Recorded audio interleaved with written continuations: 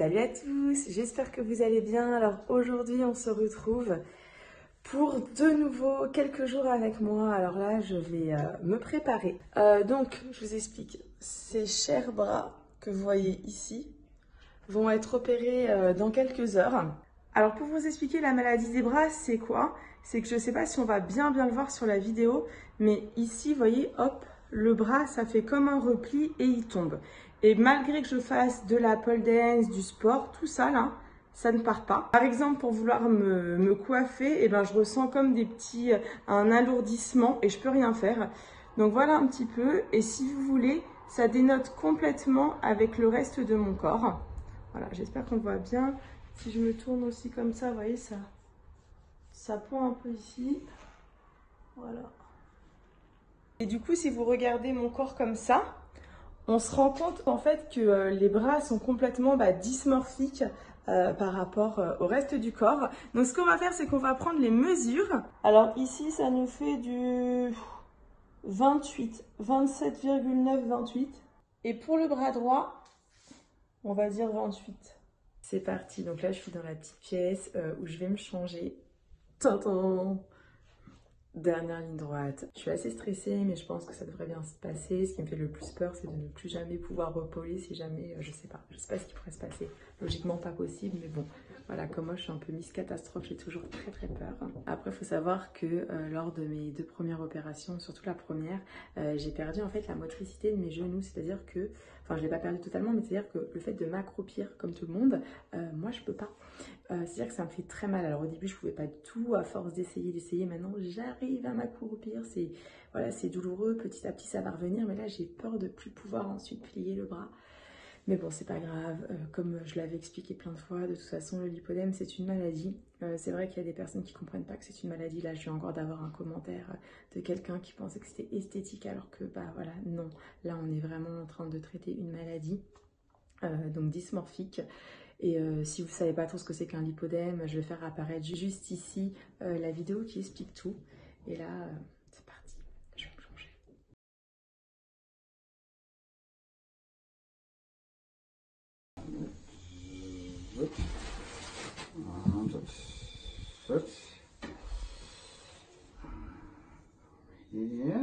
Ça fait pas mal.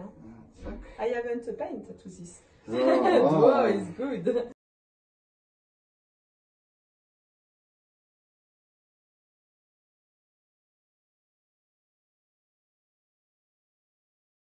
Alors là, je suis en plein dans l'opération. Je ne sais pas si je parle aussi dynamique que d'habitude. Je peux un peu flancher, mais c'est pour vous dire que c'est pas douloureux. Là, je ressens rien. Je vais laisser travailler Dr. Ek et je vous dis à tout à l'heure. Applaus.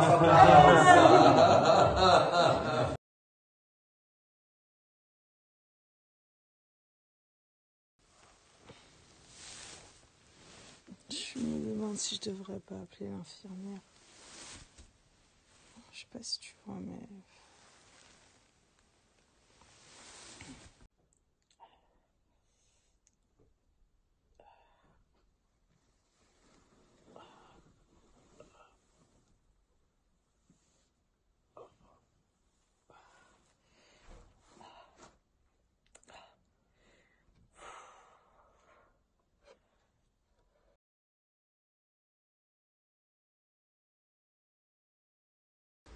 Je sais pas si tu vas voir, mais je souffre, mais c'est un truc de malade. Hein.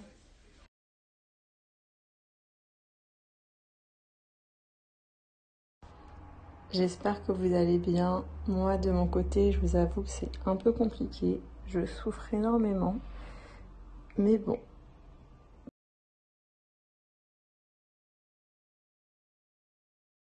Et voilà, on se retrouve maintenant 5 mois après l'opération de mes bras.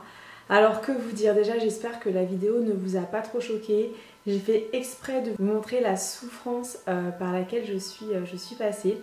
Alors je vais décomposer un petit peu cette partie de la vidéo avec des sous-catégories. La première partie ça va être pourquoi je me suis fait opérer. La deuxième partie ça va être vraiment qu'est-ce qui s'est passé les jours qui ont suivi l'opération. Et ensuite, ça sera une partie où je vais répondre à des questions qu'on m'a posées sur la page Facebook que j'ai créée exprès par rapport à cette maladie qui s'appelle l'Hypodème France. Et si jamais vous souffrez de cette maladie, n'hésitez pas à dérouler la barre d'informations juste en dessous de la vidéo. Vous verrez, j'ai fait énormément d'articles et de vidéos pour essayer d'avancer par rapport à cette maladie. Alors déjà, ce qu'il faut savoir, c'est que si j'ai décidé de me faire opérer, c'est parce que j'avais de grosses douleurs dans les bras. Et lorsque je me peignais ou que je faisais tout simplement de la pole dance, ça me faisait comme une sensation vraiment de... Vous voyez, comme des petits picotements, des sensations de lourdeur. Des fois j'avais du mal à monter le bras. Donc c'est pour ça que j'ai décidé de me faire opérer, parce que la graisse qui était dans mon bras, elle était trop conséquente. Cette graisse, on va dire entre guillemets, hein, cette graisse malade, plutôt ce surplus de graisse, m'empêchait en fait de pouvoir utiliser mes bras un petit peu comme tout le monde. Il faut savoir que tu peux faire tous les régimes du monde. La graisse que j'avais, je n'aurais pas pu la perdre. Ensuite, je voudrais vous parler de ce qui s'est passé après l'opération. En gros, quand je me suis fait opérer, j'ai pas souffert, comme vous avez pu le voir. C'est vrai que c'est assez choquant les images que je vous ai fait apparaître, mais c'est pour que vous compreniez que c'est pas une opération anodine, que c'est ensuite pas une opération comme ça, tu dis ah c'est cool, je vais perdre des bras, pas du tout, ça se réfléchit, il y a des conséquences et surtout, moi je l'ai fait vraiment pour guérir de cette maladie que j'ai, parce que je pense qu'en fait il nous reste toujours un petit peu de l'hypodème dans le corps. Donc voilà, c'est vraiment une opération à faire uniquement si vous êtes atteinte. On n'est pas ici sur une chirurgie esthétique. Si jamais vous avez la chance qu'en perdant du poids, vous puissiez perdre des bras, en faisant du sport, vous puissiez gainer vos bras, les muscler sérieusement, faites plutôt ceci que de passer par une opération, parce que c'est extrêmement douloureux. Alors en fait, par rapport aux opérations que j'ai eues des jambes, mais rien à voir, j'ai beaucoup plus souffert sur les bras. J'ai cru que je m'en sortirais jamais. Je ne pouvais plus manger seule. J'étais redevenue comme un enfant. Heureusement, ma mère était là pour moi, ma soeur était là pour moi et j'ai été extrêmement bien entourée. Alors avant de passer à la partie des questions qu'on m'a posées sur ma page Facebook, je voudrais qu'on reprenne ensemble les mesures de mon bras, que je puisse vous montrer maintenant mes bras. Et je les ai pas prises, donc là on a 5 mois, donc j'ai très peur. Alors voici le bras maintenant. Alors j'ai l'impression qu'au niveau d'ici, je sais pas si on se rend compte, mais ça tombe beaucoup moins. Ça tombe encore parce que maintenant il faut muscler, mais vous voyez, ça fait plus une masse aussi volumineuse. Et quand on touche, ça n'a rien à voir, c'est beaucoup moins gras. Alors c'est encore très douloureux pour moi, donc je peux pas trop toucher, mais au moins vous montrer. Par contre, ce qui est dingue, c'est que quand je bouge et que je tiens, vous voyez, ça me fait un bras normal. Donc quand je suis comme ça, mais genre pour moi c'est dingue, je vous jure, mais j'ai un bras normal. Je peux me mettre de côté, j'ai un bras normal. Avant, j'avais pas de bras normal. J'avais vraiment cette dysmorphie, vous savez, entre mon corps et mes bras. Et ça me faisait souffrir. Et là, je me dis, voilà, vous voyez, là, je suis normale. C'est dingue, mais je vous jure que c'est... Quand tu as vécu avec un complexe depuis ton adolescence, ton cerveau, il a du mal à s'habituer. Donc peut-être que pour vous, à la caméra, vous dites, c'est rien. Mais je vous jure que c'est pas anodin. Et que je suis en fait... petit à petit en train de m'habituer à tout ça parce qu'en fait mon moral des fois il est haut, des fois il est bas, voilà, ça oscille beaucoup. En tout cas voilà, je voulais vous montrer donc mes bras sont devenus maintenant complètement normaux. Je peux mettre les bras comme ça, j'ai plus le complexe. Quand je vous fais des vidéos, je peux maintenant voilà, je peux vraiment faire ça en fait. Avant je vous jure qu'avant je le faisais pas, je mettais comment dire des boléros ou des choses pour me cacher, alors que maintenant bah pas du tout. Alors le point négatif par contre, c'est que j'ai développé au niveau de ce bras là un léger lymphodème. Donc ça par contre c'est quelque chose qui m'ennuie. Je dois refaire des examens au mois de... Allez, faire la fin septembre ou peut-être octobre pour voir si le lymphodème s'est résorbé. Ça reste encore très douloureux, mais je vais y revenir. Donc voilà le bras ici. Vous voyez, c'est... En fait, quand on laisse pendre, ça pend un peu, mais quand même beaucoup moins.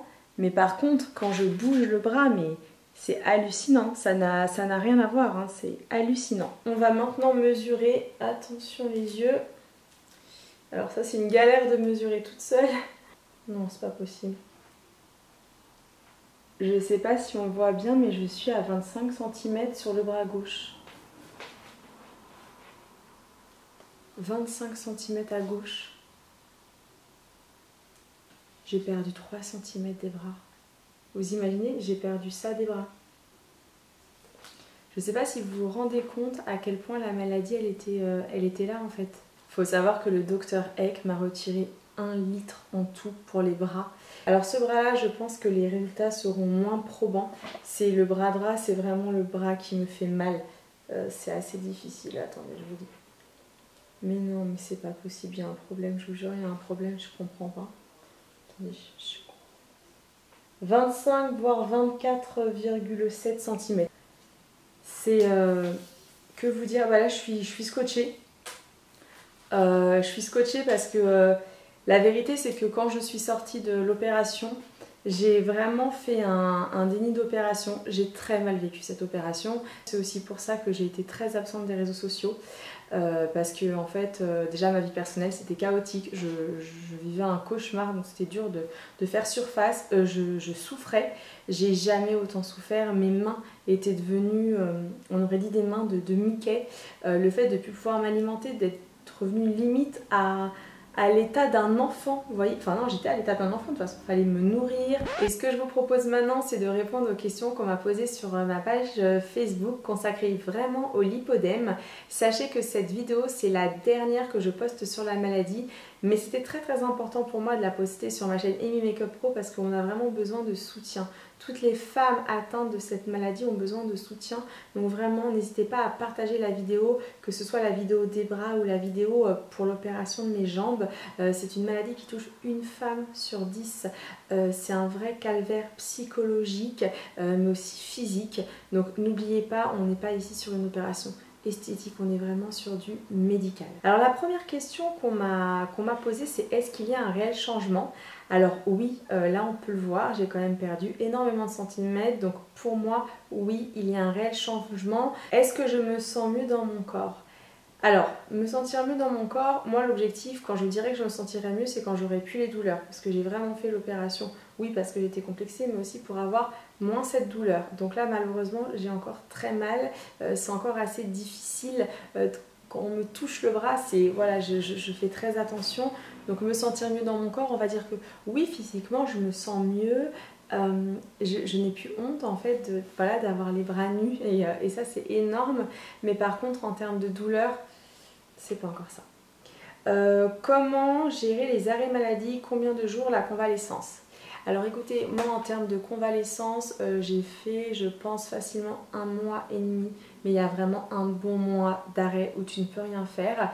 Les arrêts maladie, tu peux tout simplement te faire arrêter par ton médecin traitant. Moi j'avais averti mon médecin traitant que je partais me faire opérer en Allemagne et tout simplement il m'a fait un arrêt maladie.